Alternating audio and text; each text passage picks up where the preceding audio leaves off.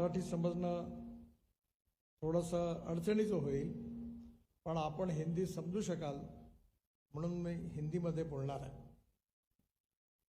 मुझे बहुत खुशी है कि एग्रोविजन ने 15 साल पूरे किए हैं। ये 15 साल का इतिहास ये विदर्भ के कृषि क्षेत्र में एक प्रगति और विकास कैसे हो इसके लिए एक कोशिश रही है।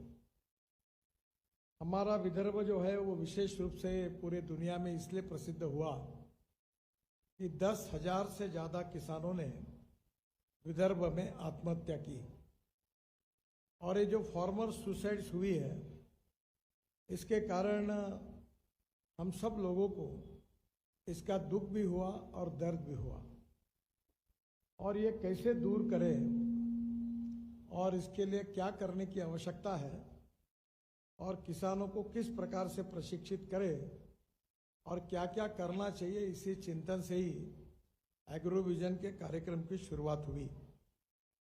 आज मुझे खुशी हुई है कि बड़े प्रमाण पर विदर्भ से ही नहीं, महाराष्ट्र से नहीं, तो देश के किसान इस कृषि प्रदर्शन में आते हैं, और यहाँ आने के बाद जो नई नई टेक्नोलॉजी है उसको देखते हैं और उसका अनुकरण अपने खेती में वो करते हैं, और जिसके कारण उनके प्रगति और विकास में गति मिलती है। आज जो एजेंडा हमने आगे भविष्य के लिए निश्चित किया है उसमें से 40 विषयों पर संबंधित किसानों के वर्कशॉप भी यहाँ होने वाले हैं। मैं निश्चित रूप से सभी किसान भाइयों से प्रार्थना करूंगा कि आप सब लोग इसमें इंटरेस्ट लेकर समय दें, सब बातों को समझने की कोशिश करें और समझी हुई बातों का क्रियान्वयन वो अपने खेती में करें। जो विशेष रूप से हमने सबसे प्राथमिकता दी है, जो विषय है उसके बारे में मैं आपके सामने इस एग्रोविजन की एजेंडे को प्रस्तुत कर रहा हूँ। सबसे पहला विषय जो है मदर डेयरी का है, और आज का ये कार्यक्रम समाप्त होने के बाद करीब 5,000 किसानों का वर्कशॉप ये मदर डेयरी पर होने वाला है। मदर डेयरी को जो काम महाराष्ट्र सरकार ने मदर डेयरी को दिया है उसमें बड़ी खुशी है मुझे कि मदर डेयरी ने 538 करोड़ रुपए की इन्वेस्टमेंट नागपुर में करने के लिए एक बहुत बड़े मिल्क प्रोसेसिंग प्लांट की शुरुआत की है। इसका काम भी शुरू हुआ है और ये विदर्भ के लिए बहुत महत्वपूर्ण है। आज मदर डेयरी 5 लाख लीटर दूध ले रही है, और तेलंगखेड़ी में जो नागपुर दूध योजना थी वो जगह हमने मदर डेयरी को दी थी, वहाँ दही छाछ कुछ चीज़ें बनती है, पर अब यहाँ से एक्सपोर्ट भी होगा और विशेष रूप से सब प्रकार की चीज़ें यहाँ बनेगी, और इसमें से रसगुल्ला बनेगा, पनीर बनेगा, चीज़ बनेगा, दही बनेगा, श्रीखंड बनेगा, और पूरे देश भर में ये नागपुर ये 0 माइल होने के कारण मदर डेयरी के प्रोडक्ट यहाँ से पूरे देश में भी वितरित होंगे और दुनिया में एक्सपोर्ट करने का भी प्रयास होगा। ये सब इसके लिए आवश्यक है कि हम लोग मदर डेयरी के माध्यम से विदर्भ का जो दूध है वो कम से कम 50 लाख लीटर करना चाहते हैं। अब मुझे कहते हुए इस बात का संकोच होता है, अच्छा नहीं लगता है, पर यह बात जो है वो आपको बताना आवश्यक है कि कोल्हापुर जिले में अब 90 लाख लीटर दूध एक दिन में इकट्ठा होता है। सांगली जिले में 80 लाख लीटर दूध होता है, और सातारा, सोलापुर, हर जगह पर, अहमदनगर, पुणे, हर जगह पर यह अब वो 1 करोड़ तक पहुंच रहे हैं। और हमारे विदर्भ की पूरी ताकत 10 जिले लगाने के बाद भी आज हमारी हालत ठीक नहीं है, और विदर्भ का विकास करना है तो कम से कम, यानी उसके ऊपर समाधान नहीं है, पर कम से कम 50 लाख लीटर दूध जब मदर डेयरी खरीदी करेगी और उसके साथ 50 लाख लीटर अन्य डेयरी जब खरीदी करेगी और 1 करोड़ पर यह जब जाएगा तो निश्चित रूप से विदर्भ में कोई किसान आत्महत्या नहीं करेगा, किसान सुखी, समृद्ध और संपन्न बनेंगे। और इसलिए जो जो बातें हमने तय की है वो विशेष रूप से हमारे किसान याद रखें। हमारे यहाँ हमारे जानवरों को ग्रीन अच्छा ऑर्डर मिलना चाहिए, इसलिए हमने फार्मर प्रोड्यूस कंपनी शुरू की। हमारे एग्रो विजन के डायरेक्टर दिवेश साहब यहाँ हैं। उनके गांव पर अरबी तहसील में उन्होंने फार्मर प्रोड्यूस कंपनी करके वो नेपियर ग्रास को तैयार करके साइलोज में रखकर उसको स्टॉक करके रखते हैं, ताकि साल भर हमारे सब डेयरी वालों को ग्रीन चारा, ग्रीन फॉडर उनको उपलब्ध हो। और धीरे धीरे बड़े प्रमाण पर उसकी हम कोशिश भी कर रहे हैं। और इम्पोर्टेंट चीज़ ये है कि जो पशु खाद्य लगता है जिसमें प्रोटीन होता है, तो मैंने मदर डेयरी से जो अनुरोध किया है कि विदर्भ में ही जो चीज़ें होती है, जैसे राइस ब्रांड की ढेप, हमारे यहाँ की जो तुअर होती है उसकी चुनी, और सरकी की ढेप और राइस हस, जो यहाँ की चीज़ें अवेलेबल है उसका फॉर्मूला तैयार करके विदर्भ के ही लोगों की तरफ से ये पशु खाद्य आपके फॉर्मूला के हिसाब से तैयार हो जाएगा, तो यहाँ के लोगों को रोजगार भी मिलेगा। और ये पशु खाद्य 2 रुपये 3 रुपये किलो अगर सस्ता मिलेगा तो किसानों का भी उसमें फायदा होगा। तो ये पशु खाद्य भी तैयार करने की योजना उन्होंने बनाई है। सबसे इम्पोर्टेंट चीज़ यह है कि टेक्नोलॉजी बदल गई है। और आपको पता होगा कि हमारे वेटरनरी यूनिवर्सिटी में हमने एक नया सेंटर भारत सरकार के सहयोग से खोला है, और वो जो है वो एम्ब्रियो ट्रांसफ़र, और विशेष रूप से 1952 में हमारे यहाँ की गिर जात की गाय जो ब्राज़ील गई थी, उस गाय का जो ब्रीड था, उसका जो सीमेंस था, उससे जो बूल हुआ उसका जो सीमेंस था, वो लाकर हमने हमारे गोरी गाय को देकर 20-20 लीटर की, 15 लीटर की, 25 लीटर की गोरी तैयार करने का एक कार्यक्रम शुरू किया। जो एम्ब्रियो ट्रांसफ़र है, जैसे टेस्ट ट्यूब बेबी बोलते हैं, वैसे एम्ब्रियो ट्रांसफ़र की टेक्नोलॉजी हमने लाई। और दिवेश साहब के यहाँ ही उसी टेक्नोलॉजी का उपयोग करके करीब 8 गोरी और 4 गोरे तैयार हुए। और वो जो है वो गाय जो थी, मदर थी, वो कम दूध वाली थी, पर अब जो गोरियाँ तैयार होगी वो 18 से 20 लीटर वाली तैयार होगी। तो एक सबसे बड़ा टारगेट आप सबके सामने मैं रखना चाहता हूँ कि हमारे मदर डेयरी को जितने लोग दूध दे रहे हैं वो अब अपने यहाँ जैसे गोट फार्म होता है, पोल्ट्री फार्म होता है, वैसे काऊ फार्म तैयार करें।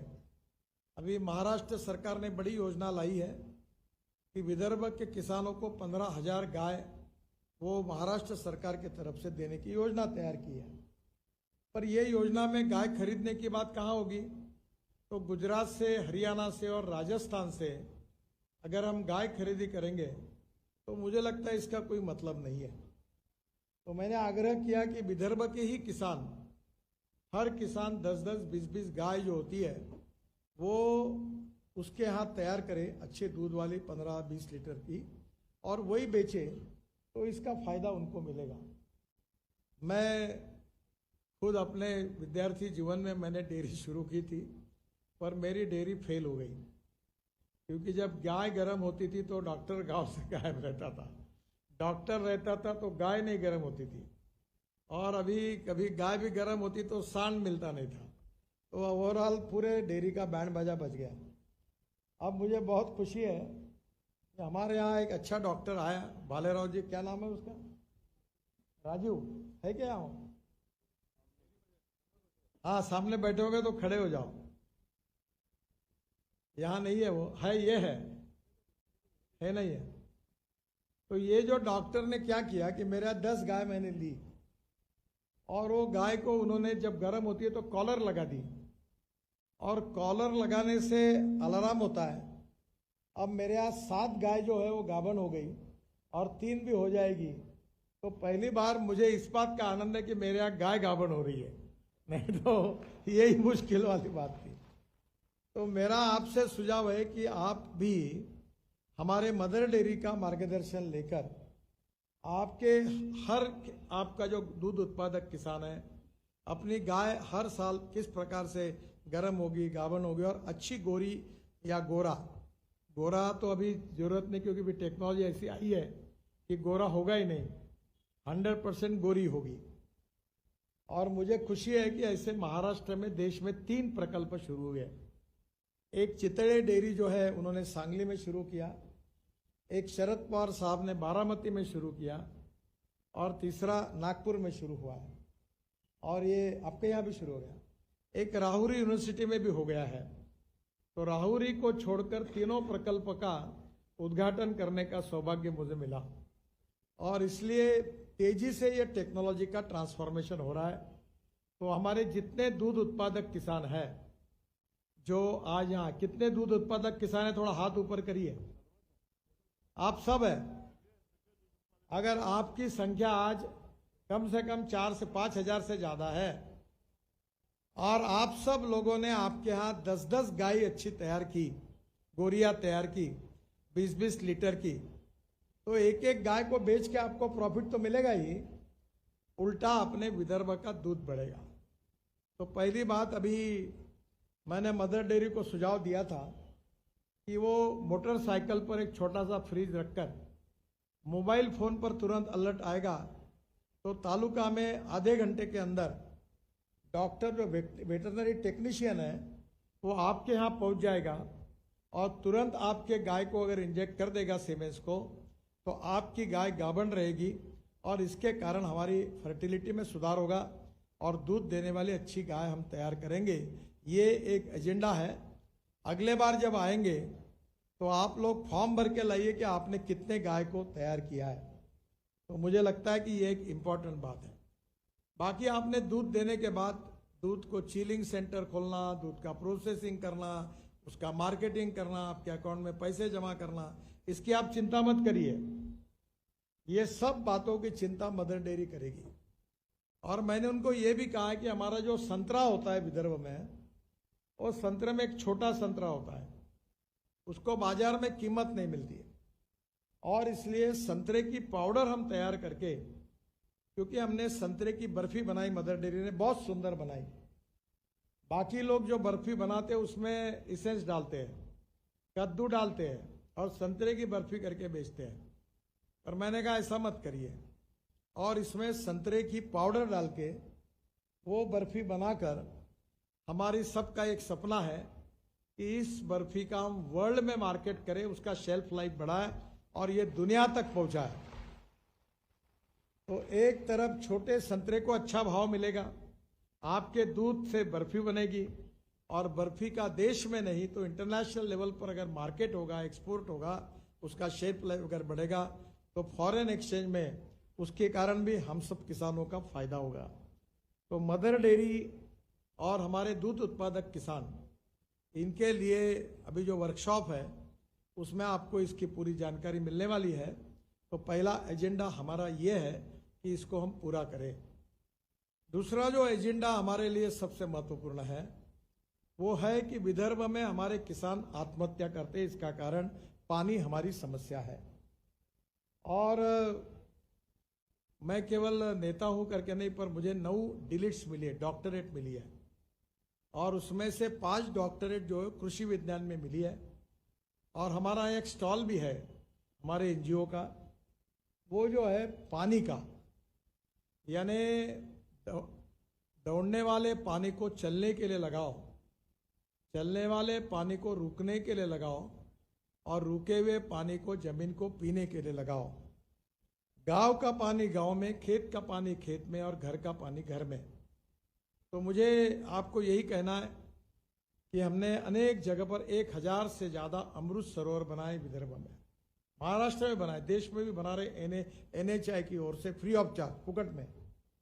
इतना ही नहीं तो नदी नालों का खोलीकरण किया। मैं दुनिया की बात नहीं करता, मैं मेरी बात आपको बता रहा हूँ। मेरे यहाँ 1 ही घंटा मार्च अप्रैल में कुएं पे पंप चलता था। नदी का जरा खोलीकरण रुंदीकरण हुआ, नालों का खोलीकरण थोड़ा हुआ, अब मेरे यहाँ 7.5 हाउस पावर के भारत सरकार के योजना में 3 सोलर पंप मिले हैं और 7 से 8 घंटे चलते हैं। 60 एकड़ पूरा इरिगेशन, ड्रिप इरिगेशन हो गया और मेरे अभी पानी की समस्या मेरे यहाँ नहीं है। और मुझे 88 टन एक एकड़ में गन्ना हुआ।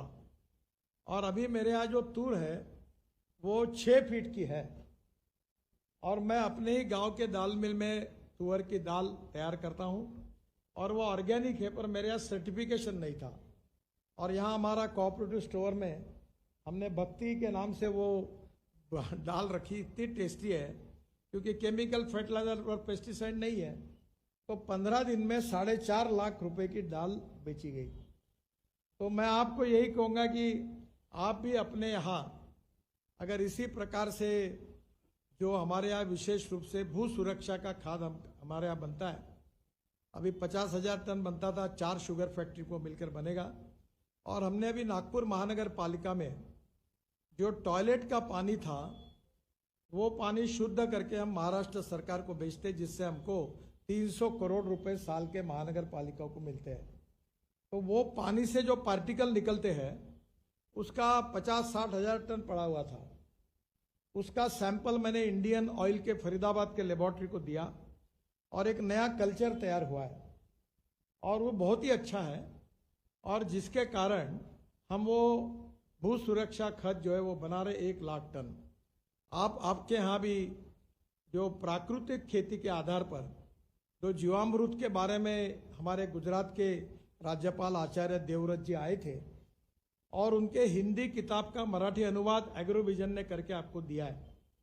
तो मेरा आपसे अनुरोध है कि एक तरफ ऑर्गेनिक खाद, भू सुरक्षा जैसा कंपोस्ट खाद आप आपके यहाँ तैयार करिए, उसमें कल्चर को यूज करिए।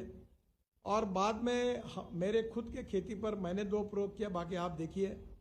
हम जो बाल होते हैं उससे एमिनो एसिड बनाते हैं और वो लगभग अभी काफ़ी बड़े प्रमाण में उसकी डिमांड है। और amino acid based micro nutrients जो है उसके न्यूट्रंस उसके कारण काफ़ी अच्छा उसके ऊपर बार भी आता है और कोई बार नीचे नहीं जाता, खाली नहीं जाता। तो दोनों का अभी कल परसों में अपने गांव में खेत पे था तो 10 मिनट में 1 एकड़ में स्प्रेइंग हो गया क्योंकि ड्रोन था।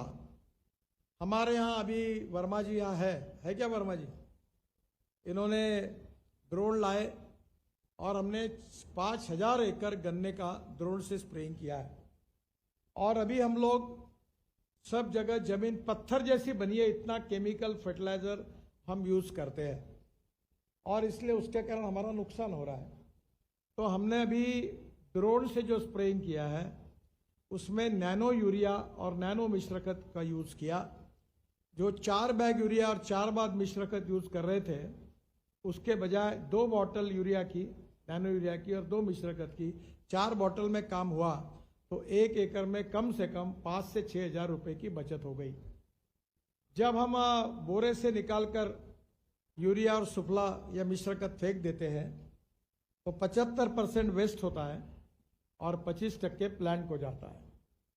अब जब हम लोग ड्रोन से स्प्रे करते हैं नैनो यूरिया और नैनो मिश्रकत तो 75% प्लांट को जाता है और 25% वेस्ट होता है।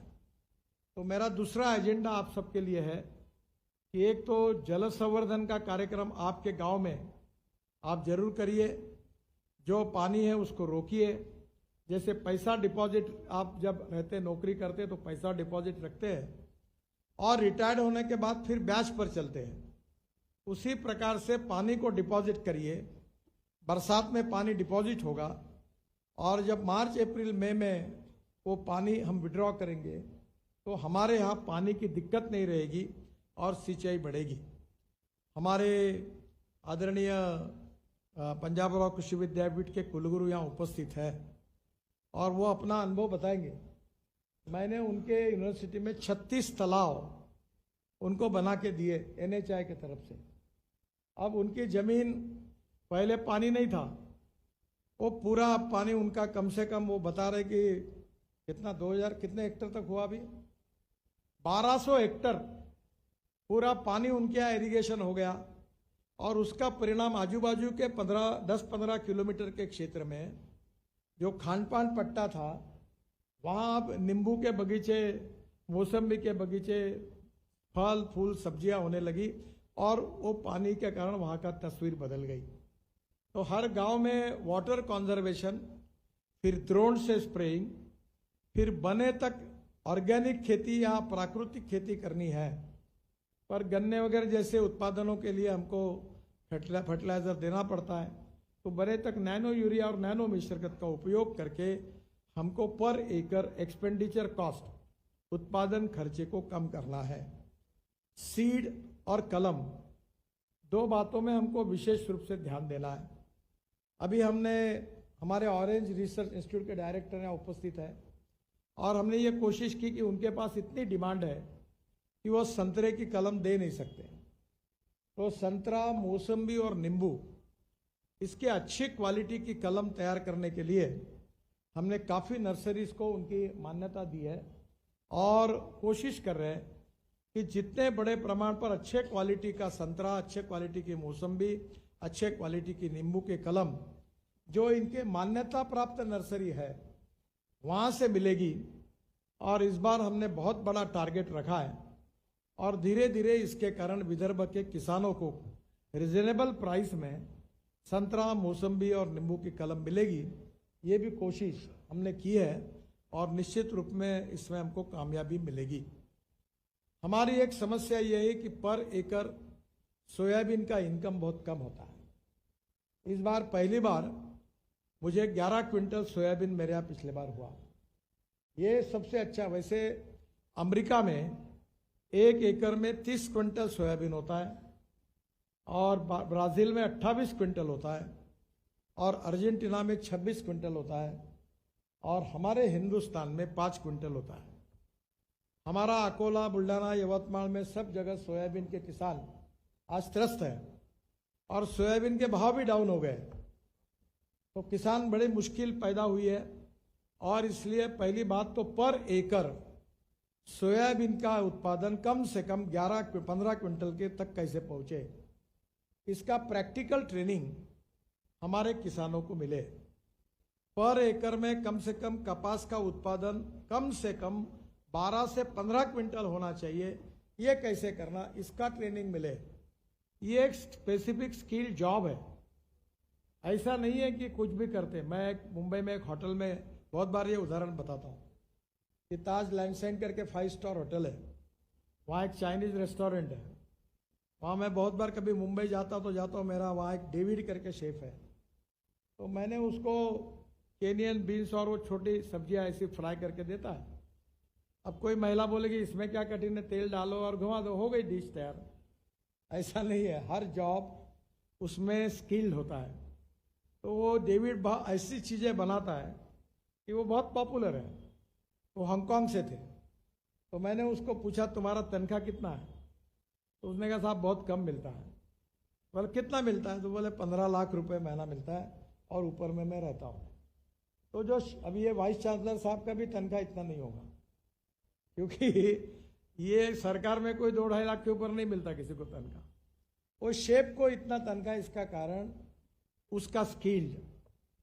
और इसलिए किसानों को ये समझना होगा कि हम ऐसे तंत्रज्ञान का उपयोग करें, हमारे एक्सपेंडिचर कॉस्ट को कम करें और प्रोडक्टिविटी को बढ़ाएं।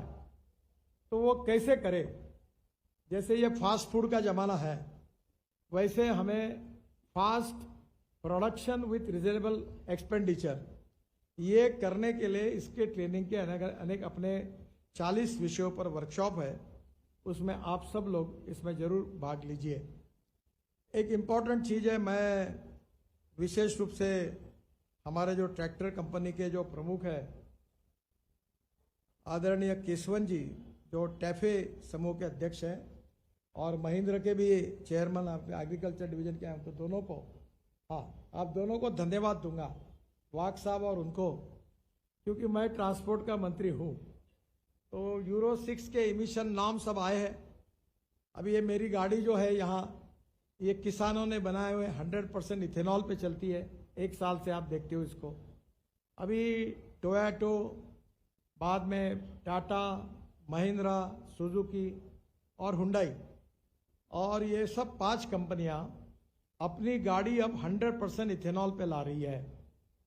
इसके बाद जो स्कूटर कंपनियां हैं, बजाज, टीवीएस, उसके बाद हीरो, होंडा, ये भी इनकी 2 व्हीलर और 3 व्हीलर 100% इथेनॉल पे ला रही है।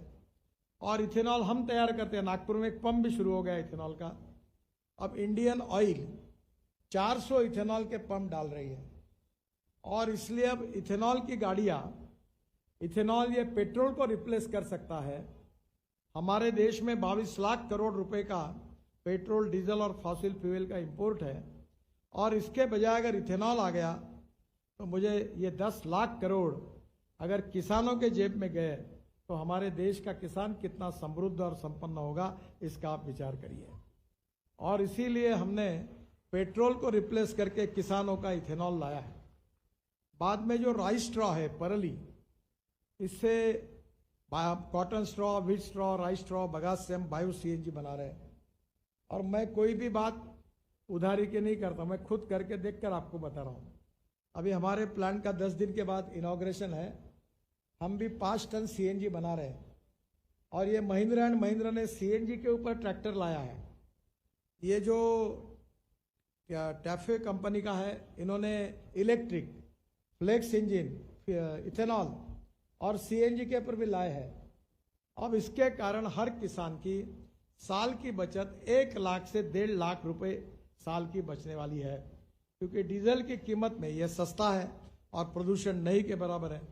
तो इलेक्ट्रिक से लेकर ये सब ट्रैक्टर की टेक्नोलॉजी इस समय आई है। और मुझे लगता है कि बायोफ्यूल, इसके कारण इसमें किसानों की भी समृद्धता और संपन्नता होगी। सीएनजी भी हम तैयार कर रहे हैं। सीएनजी के पंप भी नागपुर में लग रहे हैं।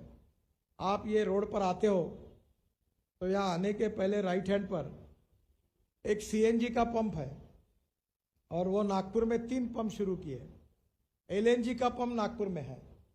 और अब इसके कारण आने वाले समय में हमारे यहाँ ट्रैक्टर, हमारी कार, हमारी स्कूटर, मोटरसाइकिल, ये बायोफ्यूल और इलेक्ट्रिक पर होगी, तो हमारे देश में प्रदूषण भी कम होगा और किसानों का फायदा भी होगा।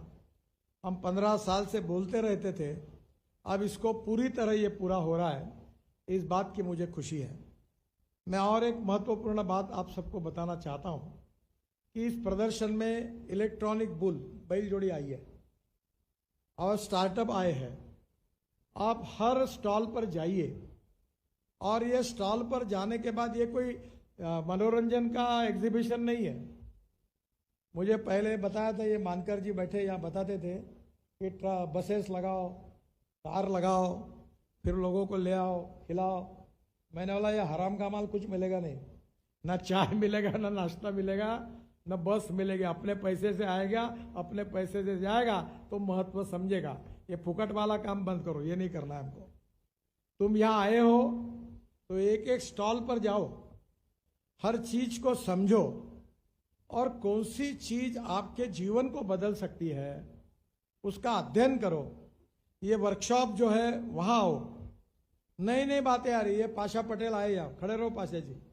इसका चश्मा जो है वो बाम्बू का है, और इसकी घड़ी दिखा दो हाथ ऊपर से, ये भी बाम्बू की घड़ी है। अब ये आने वाले समय में बाम्बू के चश्मे और घड़ियां बनेगी, तो तुम बाम्बू लगाओगे तो बाम्बू को भाव मिलेगा। हमारे किसानों को समृद्ध संपन्न करने के लिए, ग्रामीण और कृषि अर्थव्यवस्था को मजबूत करने के लिए अभी हमने बाम्बू के क्रैश बैरियर बनाए 80 किलोमीटर, ये वनी वरोड़ा रोड पर बनाए।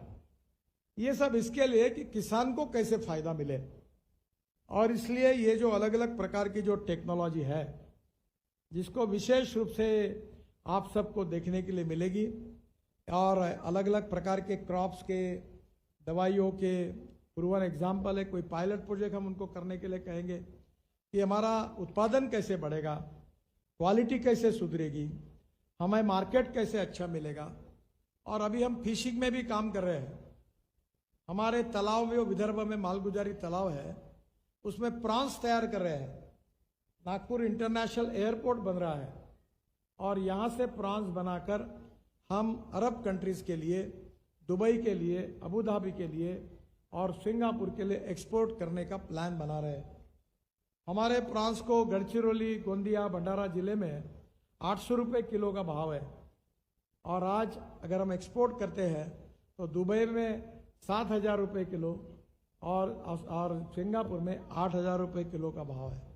अगर हमारे विदर्भ के प्रॉन्स अगर एक्सपोर्ट होंगे तो कितना पैसा हमारे जो मच्छीमार है, फिशरमैन है, उनको कितना फायदा होगा। तो ऐसे एक एक क्षेत्र को हमने चुना है। हनी कैसे इकट्ठा करना, उसके ऊपर काम हो रहा है। मैंने धापेवाड़ा टेक्सटाइल करके काम शुरू किया है। जो कतरन होती है उससे कारपेट बन रहे हैं, अभी साड़ियाँ बनी है।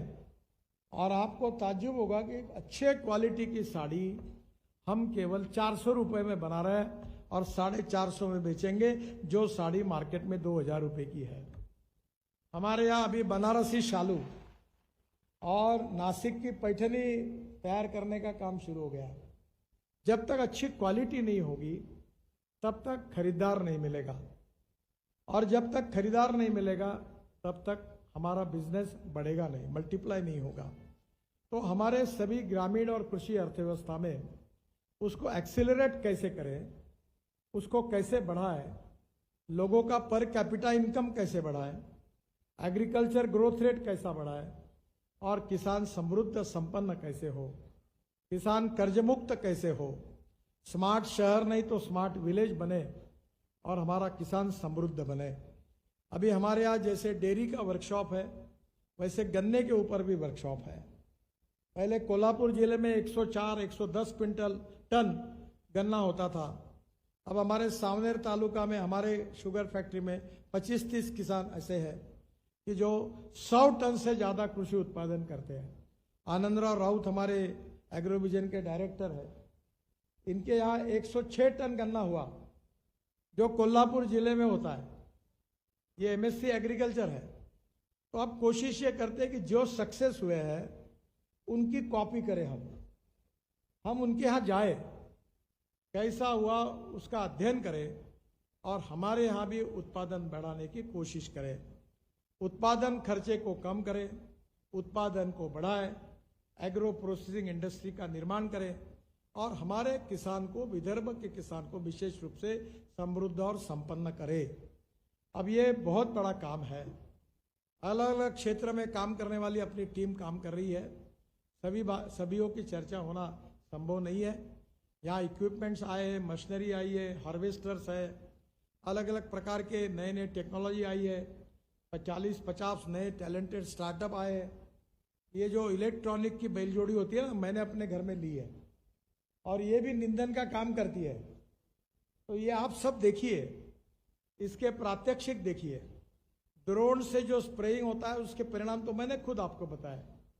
नैनो यूरिया, नैनो मिश्र खत का उपयोग मैंने खुद आपको बताया। वैसे यहाँ बहुत सी चीजें यहाँ है, वो एक एक चीज का अध्ययन करके हम विदर्भ में फिशिंग में, मिल्क में, गन्ने के उत्पादन में, सोयाबीन और कपास के उत्पादन में, राइस में उत्पादन बढ़ाए, उत्पादन खर्चा कम करें, बाम्बू लगाए, फल खेती, फूलों की खेती, फलों में भी प्रोसेसिंग करें। संतरे के लिए हम विशेष कोशिश कर रहे हैं। तो ये एक एक बात को किसानों को, हमको, जैसे हम स्कूल में जाते हैं ना, कुछ बच्चे ऐसे होते हैं और रफ का फेयर करते हैं, रिजल्ट में फेल होते हैं। ये ऐसे फेल होने वाले बच्चे हमको पैदा नहीं करने हैं। हमारा हर किसान मेरिट में पास होना चाहिए, उसके रिजल्ट में, ये हमारा प्रयास है। और कोई मेरिट में फुकट में पास नहीं होता, अध्ययन करना पड़ता है। तो ये एग्रो विजन ये मनोरंजन का कार्यक्रम नहीं है, ये आपके अध्ययन की, रिसर्च करने की और ट्रेनिंग की शाला है, स्कूल है। और यहां आकर आपको इसका ट्रेनिंग लेकर एक्सपर्ट बनना है। और दूसरी बात मुझे कहना है कि तुम्हारे एक्सपर्ट बने, यहां काम खत्म नहीं होता। जब तुम एक्सपर्ट बनोगे तो तुम्हारे गांव वालों को बुलाकर उनको ट्रेनिंग देकर पूरे गांव को एक्सपर्ट बनाना, ये तुम्हारी जिम्मेदारी है। ये दोनों जब काम होगा तो विदर्भ का विकास होगा। नहीं तो भाई मेरा सक्सेस है, मैं किसी को नहीं बताऊंगा, ऐसा मत करिए। ये हमको सबको मिलजुल कर, सब सामूहिक प्रयास से, और जहां संभव हो फार्मर्स प्रोड्यूसर कंपनी की स्थापना करिए। एक ट्रैक्टर लीजिए 25 लोग उसका उपयोग करिए, एक हार्वेस्टर लीजिए 25 लोग उसका उपयोग करिए, एक ड्रोन लीजिए महिला बचत कर से वो उसका आप उपयोग करिए, ताकि उसका खर्चा आपके ऊपर कम आएगा। आने वाले समय में होलसेल में गांव में कोई दुकान ऐसा खोल लीजिए फार्मर प्रोड्यूस कंपनी का, कि आपकी दवाइयाँ सस्ती हो जाएगी, आपको खाद सस्ते में मिलेगा। तो कहीं ना कहीं मराठी में कहावत है, एकमेका सहाय्य करू अवगे धरू सुपथ, यानी सही मार्ग पर हमको सबको मिलकर जाना है। और ये मिलकर जाने का ट्रांसफॉर्मेशन, परिवर्तन करने वाला ये एग्रो विजन है। ये 15 साल से अनेक लोगों ने मेहनत परिश्रम करके आज हम इस स्थिति पर आए हैं। और अभी मुझे खुशी हुई कि हमने वर्धा रोड पर रेडिसन के बाजू में हमको जगह मिल गई। हम वहाँ बड़ी लेबॉर्ट्री डाल रहे हैं, कॉटन टेस्टिंग की लेबॉर्ट्री है, हमारे जमीन भूमि को टेस्टिंग करने की लेबॉर्ट्री है, ऑर्गेनिक फ्रूट वेजिटेबल को टेस्टिंग करने की लेबॉर्ट्री है। वहाँ 100-150 लोगों के लिए टीवी एयर कंडीशन हॉल है ट्रेनिंग के लिए, जो हमारी एक्टिविटी बनेगी। और उसी के सामने इस देश का सबसे बड़ा 40,000 स्क्वायर फीट का एग्रो विजन के ओर से हम ऑर्गेनिक फल फूल सब्जी और फूड ग्रेन अनाज इसका दुकान डाल रहे हैं। ये पूरे रेडिसन के मेन रोड पर डाल रहे हैं। ये हबीब खान आर्किटेक्ट बैठे, इनको काम दिया है। और जैसा भी ये होगा, ये जो बना रहे हैं हम एग्रो कन्वेंशन सेंटर, ये वर्ल्ड का बेस्ट सेंटर बन रहा है, 537 करोड़ का। इसका भी डिजाइन इन्होंने बनाया, कॉन्ट्रैक्टर नागार्जुन कंपनी को दे दिया है। अब वो सरकार में थोड़े बहुत इसका लैंड उसका प्रॉब्लम है। इधर 5 स्टार होटल बन रहा है एक बड़ा, जो लोग आएंगे वो यही उतरेंगे। यहाँ वसंतराव नाइक उनके नाम से 2,500 लोगों के कैपेसिटी का एयर कंडीशन ऑडिटोरियम बन रहा है। और इसकी मालक कोई है तो पंजाबराव कृषि विद्यापीठ है, जो हमारे कृषि विद्यापीठ की ये प्रॉपर्टी होगी। और इसको प्रोफेशनल के हिसाब से हम चलाएंगे और ये विदर्भ के किसानों के विकास का एक केंद्र बिंदु बनेगा।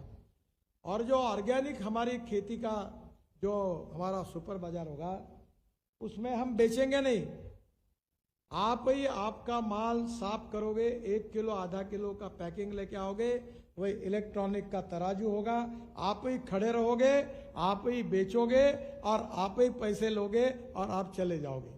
कोई दलाल नहीं, कोई बीच में किसी का नहीं, क्योंकि ये धंधा नहीं है। बहुत बार लोगों की गलतफहमियां होती है कि भाई इनका बिजनेस है। ये ऐसे धंधे में मैं बहुत बार इसका शिकार बनता हूँ। मेरा भी टर्नओवर भी 2,500 करोड़ है। मैं ये सरकार के पास नहीं जाता कोई काम के लिए, ये इसलिए कि ये हो सकता है। तो ये हमारे लिए एंटरप्रेन्योरशिप जो है वो समाज के, देश के हित में है और गांव गरीब मजदूर किसान के कल्याण करने के लिए है।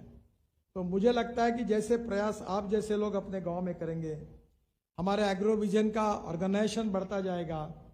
अलग अलग क्रॉप में हम मेंबरशिप करेंगे, कपास वाला ग्रुप होगा, संतरे वाला ग्रुप होगा, दूध वाला ग्रुप होगा, कई बाकी फ्रूट्स वेजिटेबल वाला ग्रुप होगा, फूल वालों के मार्केट हम खोल रहे हैं। अभी कॉटन मार्केट को बहुत बड़ा बना रहे हैं। मैं तो 14 मार्केट नागपुर में बना रहा हूँ, ताकि हमारे किसानों को वहाँ आकर अपना माल बेच सकें। तो आने वाले समय में जो सरकार का काम है वो सरकार करेगा, जो आपका काम है आपके गांव में रहकर क्वालिटी का उत्पादन करना, ईमानदारी से काम करना, बेईमानी चलेगी नहीं।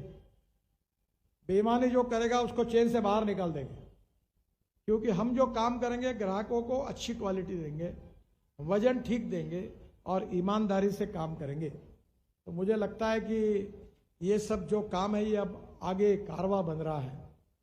परिस्थितियां ऐसी आ रही है कि आपको आप सबके सहयोग से बहुत अच्छी सफलता मिल रही है और हम भी लगातार कोशिश कर रहे हैं कि जल्दी हम सब लोग इसमें कामयाब हो।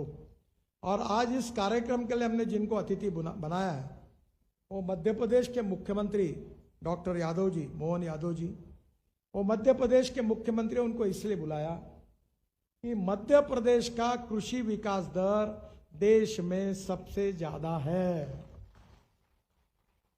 अब मैं अच्छे भाव में बताता हूं कि जिस दिन हम मध्य प्रदेश को पीछे डालकर आगे जाएंगे, तब हमारे काम करने में कोई फायदा है। नहीं तो तुम आए, खाया पिया कुछ नहीं, गिलास फोड़ा, हटना, चाय पानी करके चले गए, ये थोड़ी करना है। हमें मध्य प्रदेश के आगे निकलना है और हमारे यहाँ एक भी किसान आत्महत्या नहीं करेगा और हमारे किसानों का माल केवल देश में नहीं तो दुनिया के कोनों तक पहुंचेगा और किसान को डॉलर में इनकम मिलेगा। और आपको मालूम है कि मैं फोकड़ा मारने वाला नेता नहीं हूं। मेरा ट्रैक रिकॉर्ड ऐसा है, मेरे मुंह से जो निकल जाता है वो 101% वैसे ही पूरा होता है। तो आपको अब ये डॉलर में कमाई करने वाले किसान, फिशरमैन और हमारा ये प्रोडक्शन, प्रोसेसिंग और इससे यहाँ की परिस्थिति को बदलकर हम देश में एक आइडियल के रूप में हमारे विदर्भ को स्थापित करें, इसी एग्रोविजन के पीछे यही प्रेरणा है। हमारे तीनों यूनिवर्सिटी के वाइस चांसलर भी यहाँ उपस्थित है, हमारी जो फैकल्टीज है, एक्सपर्ट लोग हैं, अनेक लोग एक्सपर्ट विशेष रूप से इसके लिए आते हैं, उनका भी हम सहयोग करते हैं। अलग अलग प्रकार की टेक्नोलॉजी वाले अपने प्रोडक्ट को लेकर आते हैं, उसका भी हम अध्ययन करते हैं और उसके साथ इसका फायदा लेकर आपका जीवन सुखमय हो, सुखी हो, समृद्ध हो, संपन्न हो और इस खेती के क्षेत्र में हम आगे जाए, यही एग्रोविजन की एक महत्वपूर्ण महत्वाकांक्षा है। और इसीलिए आज का यह कार्यक्रम हुआ है। मैं एक ही प्रार्थना करूंगा कि अभी इसके बाद डॉक्टर मोहन यादव जी के साथ हम लोग उद्घाटन के लिए जाएंगे और उसी समय यहाँ हमारे मदर डेयरी का दूध के ऊपर का वर्कशॉप है। तो मैं जो दूध के उत्पादक किसान हैं उनको अनुरोध करूंगा कि यहीं शांति से बैठे रहे और यहाँ से जो बहुमूल्य मार्गदर्शन आपको मिलेगा उसका आप जरूर उपयोग करिए, यही मेरी आपसे प्रार्थना है। बाकी जो 40 विषय और हैं अलग अलग प्रकार के, उसमें भी आप रुचि लीजिए, हर स्टॉल पर जाइए, टेक्नोलॉजी को समझिए और अपने जीवन में, अपने खेती में वो प्रयोग करिए और कामयाब हुई, यही आपसे अनुरोध करता हूँ। फिर से एक बार आप सबको मैं उज्जवल भविष्य की कामना देता हूँ, आपको शुभकामनाएं देता हूँ और आप इस कृषि क्षेत्र में सफल होंगे, सफल किसान के रूप में आपका नाम लिया जाएगा और पूरा गांव, डिस्ट्रिक्ट और विदर्भ और महाराष्ट्र और देश हमारे अच्छे किसानों का अनुकरण करेगा। इसी विश्वास के साथ आपको बहुत बहुत धन्यवाद देता हूं और मैं विशेष रूप से I am giving my special thanks to mister Sheikh Abdullah. He is from Abu Dhabi and is supposed to be one of the big person as far as the agriculture export is concerned, and he is only coming here that he want to purchase the agricultural products, agro products, and now he is here. I am confident that we will fulfill his expectation with the quality and the cost, and 100% next time we will invite more people from the world who can make more export from Vidarbha and giving valuable income to our farmers. That is to be great achievement for us.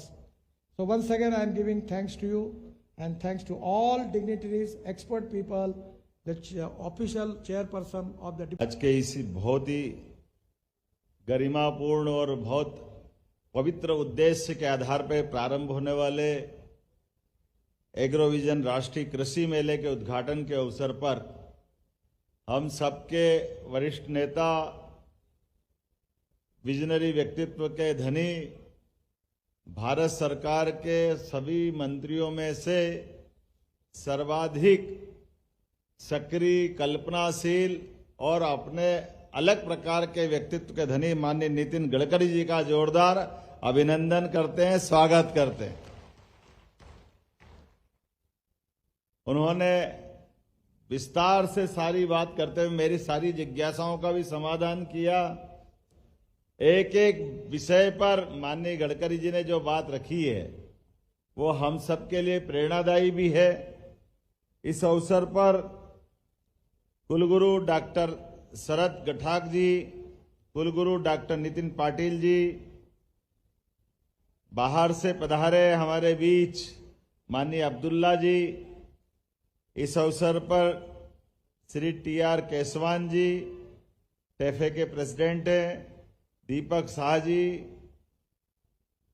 Vikram Wagh ji, PG Patil ji, मैं आपके अपने पड़ोसी राज्य मध्य प्रदेश से अपने इस नागपुर की धरती पर,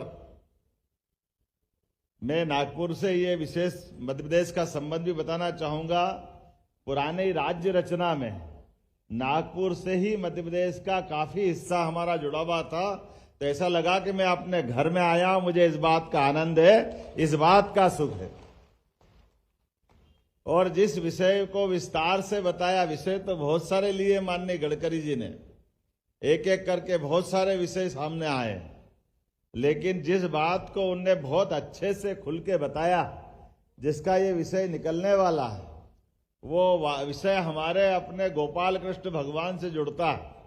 हमारे लिए जिनके घर पे गाय, वो सब गोपाल, और जिनके घर पे गाय का कुल, वो घर घर गोकुल। तो ऐसे हमारे गोपाल कृष्ण के मानने वाले, कृष्ण को माने तो वो घर घर गोपाल कृष्ण। तो आप सब गोपाल कृष्ण को बधाई देना चाहूंगा। पहला दिन अपने गोपाल कृष्ण को समर्पित है, हमारे लिए आनंद की बात है। आपका वंदन करता हूं, अभिनंदन करता हूं। एक बात और जोड़ी माननीय गडकरी जी ने, जिस बात के लिए भी मैं उनका अभिनंदन करता हूं। थोड़ा सा मेरा अनुभव जरूर साझा करूंगा इस मसले पे। मैं भी आपके जैसे ही किसान परिवार से ही आता हूं। हमारी सरकारी योजना जब बनती है तो सरकारी योजनाओं में थोड़ा कठिन जाता है। ये इनका बस चले तो गंगोत्री से गंगा बहाने के लिए ये पंप लगा करके समुद्र से पानी पहुंचाने की कल्पना करते हैं कि हिमालय पे पहले पानी चढ़ाओ फिर बहता हुआ आएगा। ये मेरे आज तक समझ में नहीं आया। ये उल्टी गंगा बहने की जो सरल वाक्य है, दुर्भाग्य के साथ सब दोषी नहीं है, लेकिन कुछ हद तक व्यवहारिक जीवन में, जैसे एक बात बहुत सरल हमने अपनी सरकार की योजना को भी बदला है। मुझे लगता है आपके यहाँ भी ये मददगार होगी। इतनी सी बात है कि आप गरीब के घर में गाय देकर के उसकी जीवन की दशा बदलना चाहते। अब ये हमारे लिए समझने वाली बात है कि घर में पहले ही खाने के लाले पड़े हुए हैं, गरीबी है तो घर में गाय कहां से आएगी।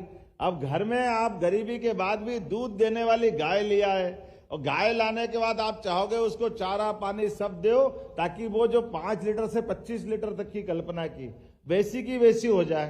अब ये व्यवहारिक बात है कि गाय की जो अंदर की संवेदनशीलता है, इसको हमको समझना पड़ेगा। गाय ऐसा हमारे जीवन में, वैसे तो अपनी भावना से कहो तो 33 करोड़ देवी देवता का वास अगर किसी में है तो वो गाय माता में हम सब के लिए जानकारी का विषय है।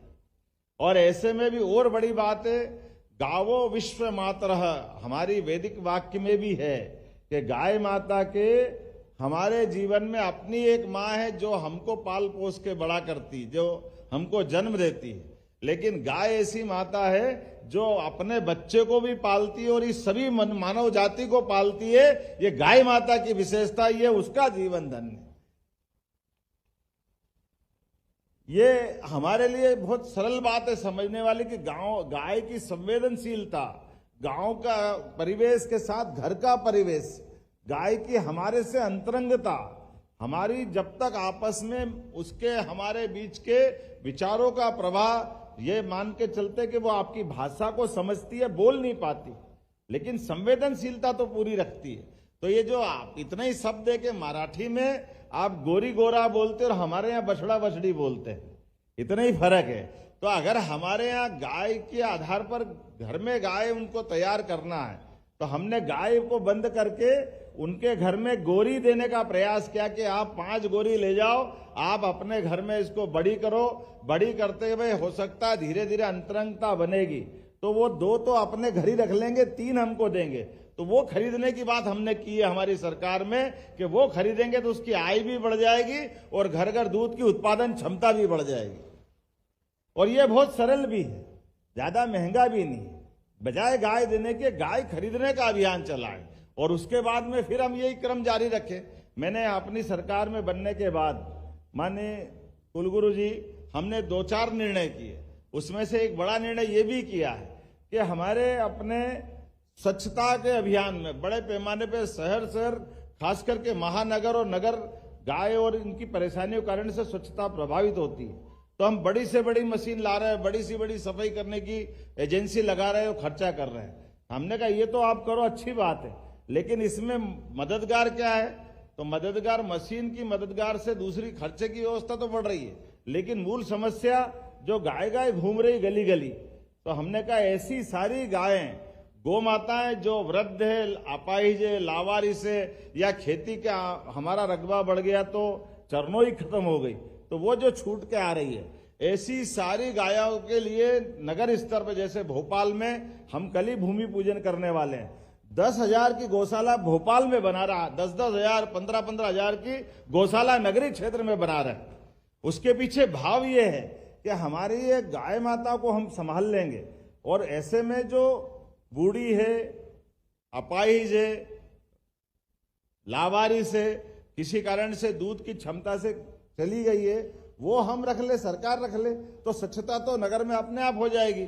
और जो दूध देने वाली है, बछड़े बछड़ी है, बाकी चीजें हैं, उसको जो उत्पादक या दूध उत्पादक व्यक्ति है, जिसको इच्छा है, प्रयास तो ये रहेगा कि हमारा तो कि दूध आप जब तक दूध देगी वो आप ले जाओ, और दूध से निकल जाए तो वापस लाके दे दो, ये हमारा परस्पर संबंध बन जाए। इस क्रम को बनाए रखने से निश्चित रूप से गाय भी बढ़ेगी, दूध का उत्पादन भी बढ़ेगा, और हमारे बीच में जो हमारा मूल मन का भाव है कि स्वच्छता से लेकर समाज के अंदर सुव्यवस्था बने, तो हमने कांजी हाउस, खिड़क, ये सब बंद करने का निर्णय किया।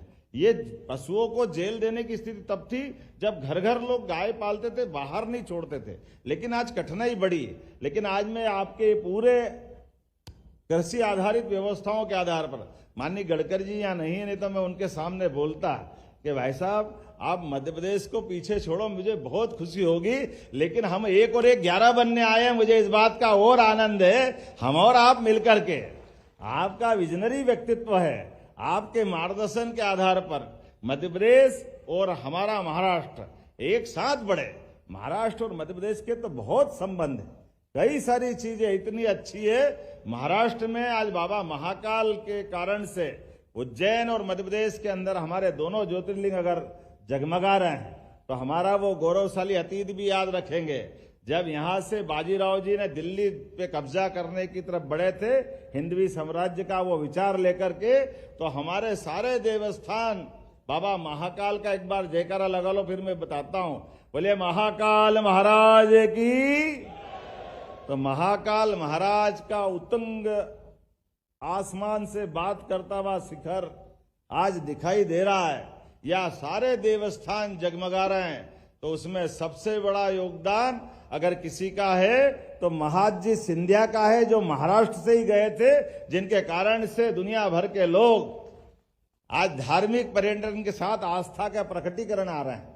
इसी प्रकार से अहिल्या माता का 300वां वर्ष चल रहा है। अहिल्या माता भी महाराष्ट्र की धरती से गई थी। उनके लिए जीवन में अपना राज्य तो अपनी जगह है, लेकिन संस्कृति के लिए जो उनने काम किया, मैं आपको और अहिल्या माता को प्रणाम करता हूं, जिनके कारण से हमारे लिए दुनिया के अंदर एक नारी शासिका का इतना उत्कृष्ट उनका अपना नेतृत्व रहा है, और उनके जीवन में हमारे सभी प्रकार की शासन व्यवस्था में सुशासन की इसी प्रकार की बातें थी। खेती किसानी के लिए सबसे पहले सरकार के माध्यम से कुएं खुदवा कर अगर किसी ने दिया है तो अहिल्या माता के माध्यम से दिया है कि आओ खेती करो। हमारे भील समाज के बड़े आदिवासी समाज के अंदर खेती बाड़ी को प्रोत्साहन देते हुए, पशुपालन को प्रोत्साहन देते हुए हमारे लिए वो सब संसाधन उपलब्ध कराए, जिसके कारण से गांव के लोग गांव में रहे, वो अपनी आजीविका की व्यवस्था वहां जुटा ले, उनकी आर्थिक स्थिति बदले। जो माननीय गडकरी जी ने किया है, जो बताया कि 15 साल पहले 10,000 लोगों ने अगर आत्महत्याएं की, तो वाकई बहुत डरावना सीन था। विजनरी व्यक्तित्व वही होता है जो इस कि परेशानी अगर समझ में आ गई तो परेशानी को जान करके डॉक्टर को बीमारी पकड़ में आ जाए तो सच्चा डॉक्टर है वो जो इसका इलाज कर दे। मैं मान के चलता हूं इस मामले में हमारे सामाजिक इस व्यवस्थाओं के सच्चे डॉक्टर अगर कोई है तो हमारे गडकरी जी हैं। जोरदार अभिनंदन करो हमारे अपने नेतृत्व का, हमारे अपने नेता का, जिन्होंने एक एक करके कितनी सारी बातें बताई आज के इस दौर में। और ये बात बिल्कुल सही है कि हमारे लिए आज के समय में टेक्निक का, दक्षता का विशेष महत्व है और दक्षता के आधार पर अभी तो कितना अच्छा उदाहरण है अपने बगल में। ज्यादा बड़ी बात नहीं, मैं बोलूंगा नहीं, लेकिन वो युद्ध का एक दृश्य है, लेकिन दृश्य हमको सब बता देता है। इजराइल जैसा छोटा सा देश, 1 करोड़ से भी जिसकी कम आबादी, लेकिन वो दक्षता के बलबूते पर, टेक्नोलॉजी के बलबूते पर अपने देश को कृषि क्षेत्र से लेकर सभी क्षेत्रों में आगे बढ़ा रहा है। और तो रक्षा के मामले में भी कहां का दिमाग जाता है, ये हमारे लिए आश्चर्य की बात है। अब बताओ, कोई कभी सोच सकता कि पेजर में, वाकी टाकी में भी कोई बम लगा दे? ये आज का दौर तो कहां जा रहा है ये, लेकिन एहसास करा रहा है कि कुछ भी हो सकता है। जैसे माननीय गडकरी जी ने कहा है कि गौमाता को बढ़ाने के लिए गोरी ही गोरी होगी, ये कितना अच्छा अलग प्रकार का समय है। ये जो वर्तमान का समय है, लेकिन इस प्रत्येक काम के आधार पर हमारे अपने इस ग्रामीण कृषि आधारित व्यवस्था के आधार पर प्रदेश और देश की पहचान होती है। मैं इस मामले में एक बार फिर मध्य प्रदेश की तरफ से आश्वस्त करता हूं कि मध्य प्रदेश के माध्यम से महाराष्ट्र जो आगे बढ़ रहा है, हम एक दूसरे के विचारों को साझा करें, ये विकास की चर्चाओं में, परिचर्चाओं के माध्यम से सम्मिलित हो। इसलिए मैंने माननीय भाई साहब से जब बात निकाली तो आपने कहा कि 15 साल होगा हमारे इस प्रकार के आयोजन करते। मैंने आज से लगभग 2 माह पहले ही तारीख पक्की कर ली थी। आप उद्घाटन की तारीख बताना, मैं जरूर आऊंगा। मुझे बहुत अच्छा लगेगा हमारे अपने कृषि आधारित व्यवस्थाओं को बढ़ाने के लिए। सच्चे अर्थों में बड़े बड़े कल कारखाने खुलना चाहिए, बड़े पैमाने पे वहां रोजगार मिल जाए, अलग बात है, लेकिन घर घर आय का साधन बढ़ जाए, इसमें कृषि आधारित व्यवस्था ही सब कुछ है। इसके आगे कुछ नहीं हो सकता है। इसमें उसी प्रकार की व्यवस्था है, हमारी खेती की आमदनी प्रॉफिट की बने, बागवानी प्रॉफिट की बने, पशुपालन हो जाए, घर घर मछली पालन, जो जिस व्यवसाय में लगता है, जिस प्रकार से जिंदगी जीता है, प्रत्येक क्षेत्र में आगे बढ़ने के अवसर मिलना चाहिए। और आगे बढ़ने के अवसर के साथ साथ उसका उत्पादन भी बढ़े। लेकिन आज ये इस मंच पे मैं देख रहा हूं, जो मुझे सीखने की बात है, उत्पादन भी बढ़ा रहे हैं और उत्पादन को खपाने के रास्ते भी ढूंढ रहे हैं। तो यहां भारत तो भारत, मदर डेयरी को बुलाया अपनी जगह, लेकिन अरब के भी हमारे व्यापार, इस व्यवसाय से जुड़े व्यक्ति के माध्यम से भविष्य में हमारे लिए उत्पादन के बाद उसका योग्य बाजार ढूंढने का दृष्टिकोण भी रखा है। मेरी अपनी ओर से इस पूरे आयोजन की बधाई। और भाई साहब, मैं आपसे निवेदन करूंगा कि कल हमारे मंत्री और कुछ अपने अधिकारी को भेजूंगा। इस प्रकार का मॉडल हमारे यहाँ भी लग सकता है कि जहां समूचा एक प्रकार से 2-4 दिन के बीच अपने ये जो 4 दिन का मेला लगा, ये असली में मेला नहीं है, ये भविष्य के सुशासन की और समृद्धशाली भारत और प्रदेश के बनने की इसमें नींव डली है। मैं एक बार फिर इस आयोजन में आप सबका वंदन करता हूं, अभिनंदन करता हूं और हृदय से आभार भी मानता हूं। बहुत बहुत धन्यवाद। भारत माता की जय।